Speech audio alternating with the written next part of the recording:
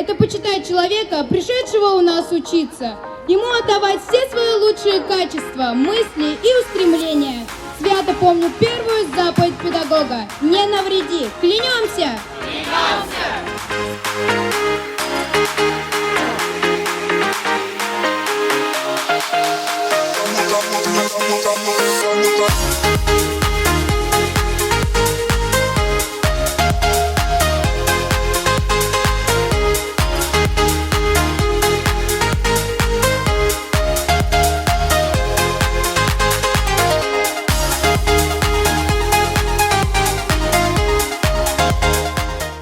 Насыщенно очень. Я думаю, будет мало свободного времени, потому что я еще планирую заняться спортом, танцами и волонтерством.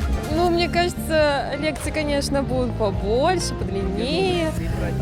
Нужно тоже найти у себя настойчивость, чтобы их хорошо дослушивать. Наверное, сначала будет тяжело, но все же это потом привыкнешь и, наверное, будет интересно потом. Да, успели с девчонками познакомиться, сдружиться и на все 5 лет остаться самыми лучшими, да? Самый фантастический